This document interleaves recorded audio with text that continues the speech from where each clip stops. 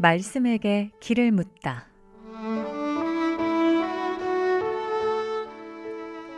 인생의 모든 문제, 하나님 말씀에 답이 있습니다. 성경 말씀 속에서 인생의 길을 찾는 시간. 목요일 오늘은 북구 풍양동에 위치한 광주 동부교회 박태준 목사님께서 말씀 전해주십니다.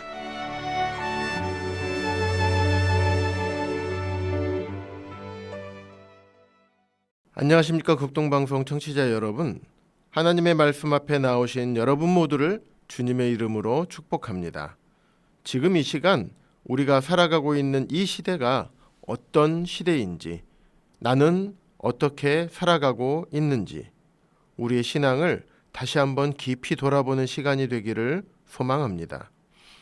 지난 두 번의 말씀을 통해서 마태복음 24장과 누가복음 21장에 기록된 예수님께서 제자들에게 알려주셨던 예수님의 재림의 징조에 대해서 말씀드렸습니다.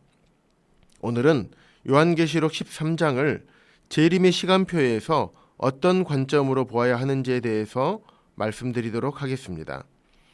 계시록 13장에는 세상의 정치와 종교, 그리고 경제를 장악하여 전 세계를 통치하게 될 적그리스도의 출현과 그의 정체가 예언되어 있습니다. 그렇다면 적그리스도는 언제 출현하게 될까요? 먼저 요한계시록의 연대기적 개요를 말씀드리겠습니다. 요한계시록 전체의 구조를 이해하고 해석하는데 가장 중요한 핵심 구절 가운데 하나는 계시록 1장 19절입니다. 말씀을 읽어드리겠습니다. 그러므로 내가 본 것과 지금 있는 일과 장차 될 일을 기록하라. 예수님께서는 이 구절을 통해 요한계시록의 연대기적 구조를 친히 밝혀주셨습니다. 이 구절은 요한계시록을 세 부분으로 나누고 있으며 각각의 부분이 뚜렷한 시간적 성격을 지니고 있습니다. 곧 과거의 일을 의미하는 내가 본 것은 1장, 현재의 일을 의미하는 지금 있는 일은 2장과 3장, 미래의 일을 의미하는 장차 될 일은 4장부터 22장으로 이어지는 연속적인 사건의 흐름을 보여줍니다. 요한계시록 1장은 내가 본 것으로 사도 요한이 영광 중에 계신 예수 그리스도를 본 환상을 기록한 부분입니다. 이어서 2장과 3장은 지금 있는 일로 소아시아의 7교회에 주신 메시지를 통해 교회 시대의 상황을 다루고 있습니다. 그리고 4장부터 22장은 장차 될 일, 곧 미래에 일어날 사건들을 기록하고 있습니다. 특별히 4장 1절에서 이리로 올라오라는 하늘에서 들리는 그리스도의 음성을 듣고 요한은 성령에 사로잡혀 하늘로 올라갑니다. 이 시점부터 교회는 땅 위에 있는 교회의 모습으로는 언급되지 않습니다. 많은 성경 연구가들은 요한이 하늘로 부르심을 받은 것은 주님과 함께 있기 위해 본향으로 부르심을 받은 교회에 대한 모형이라고 믿고 있습니다. 계시록 4장 이후부터는 인류 역사의 마지막 장면들이 차례대로 펼쳐집니다. 적그리스도의 통치 아래 이루어지는 7년 환란기, 환란의 절정에서 일어나는 아마겟돈 전쟁, 그리고 영광 가운데 다시 오시는 예수 그리스도의 지상재림이 기록되어 있습니다. 이어서 주님께서 친히 다스리시는 천년왕국이 세워지며 천년왕국이 끝난 후에는 사탄이 마지막으로 반란을 일으키는 곡과 마곡의 전쟁이 일어납니다. 그러나 결국 사탄은 완전히 심판받게 되고 하나님께서는 새 하늘과 새 땅을 이루심으로 영원한 하나님 나라를 완성하십니다. 계시록은 바로 이 놀라운 하나님의 승리와 영원한 소망을 우리에게 보여주고 있는 것입니다. 따라서 많은 성경 연구가들은 교회가 환란 전에 휴거된다고 이해합니다. 이러한 관점에서 보면 적그리스도의 출현과 그의 세계 통치 체계를 기록하고 있는 요한계시록 13장은 교회의 휴거 후에 일어날 사건임을 알 수 있습니다. 두 번째로 살펴볼 내용은 마지막 때의 연대기가 기록된 다니엘의 70일에입니다. 하나님께서는 마지막 때에 일어날 사건들의 큰 틀을 먼저 다니엘서 9장 24절부터 27절에 기록된 다니엘 70일의 예언을 통해 보여주셨습니다. 그리고 예수님께서는 감람산 설교를 통해 그 그림을 더욱 분명하게 설명해 주셨습니다. 이후 사도들을 통해 세부적인 내용이 계시되었습니다.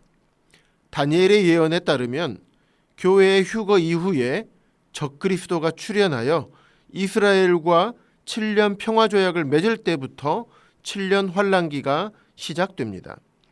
적그리스도는 이스라엘의 소망인 성전 건축을 허용하는 조서를 내리고 성전 제사를 재개시킵니다.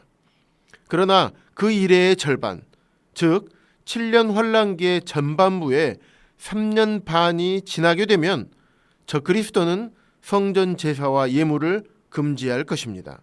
그리고 포악하여 가증한 것, 곧 적그리스도의 우상을 거룩한 곳인 성전에 세워두고 사람들에게 자신을 숭배하도록 강요할 것입니다.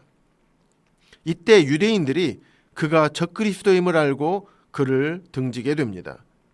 그러자 적그리스도는 환란기의 후반부 3년 반 동안 유대인들을 극심하게 박해하게 되며 주님께서 말씀하신 큰 환란의 시기가 시작됩니다. 따라서 적그리스도가 등장하여 세상을 지배하는 계시록 13장의 예언은 교회의 휴거 이후에 이루어질 사건임을 알 수 있습니다. 이 두 가지를 살펴보았을 때 계시록 13장의 예언은 교회의 휴거가 이루어진 뒤에 일어날 사건을 기록한 것이라고 결론을 내릴 수 있습니다. 그렇다면 적그리스도의 출현과 세계 통치가 기록된 계시록 13장의 간단한 개요를 말씀드리고 다음 시간에 자세한 내용을 말씀드리겠습니다. 계시록 12장과 13장에는 이스라엘과 전 세계를 상대로 벌어지는 사탄의 전쟁이 묘사되어 있습니다. 이 장면은 이어지는 계시록 14장에서 어린 양의 승리와 악의 세력의 패배를 보여주는 환상으로 연결됩니다.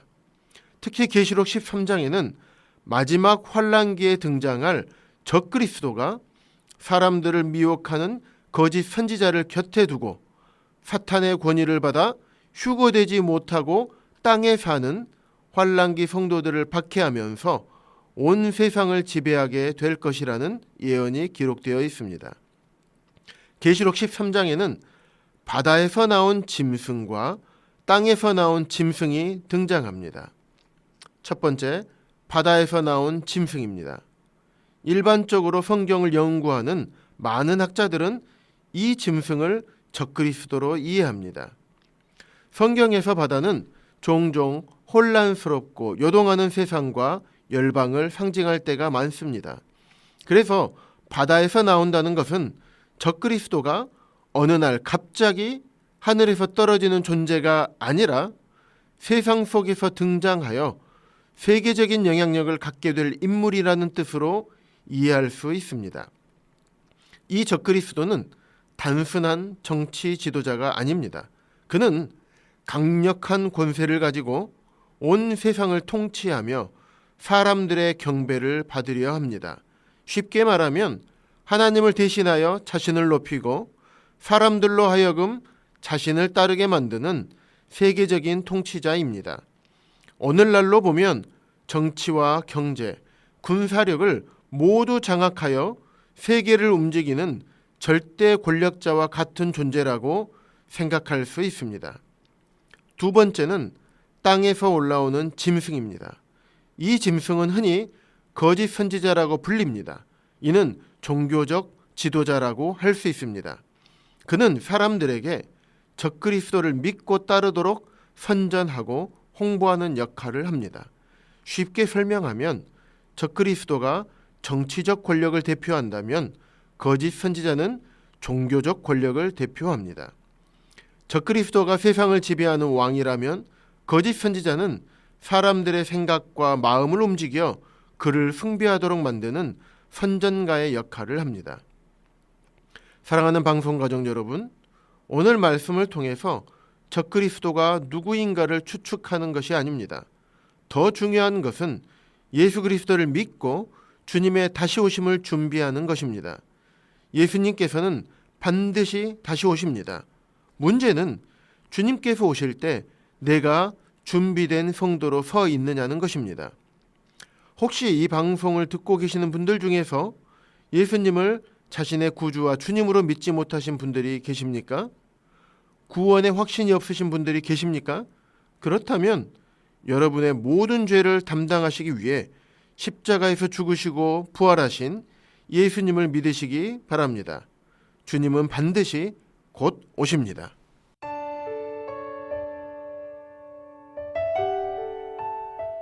목요일 저녁 지금까지 북구 풍양동에 위치한 광주 동부교회 박태준 목사님께서 말씀 전해주셨습니다. 방송 듣고 신앙생활에 도움받기 원하시는 분은 010-4120-8007번 010-4120-8007번 광주 동부교회로 연락주시거나 062-373-1000번 광주 극동방송으로 전화주시기 바랍니다.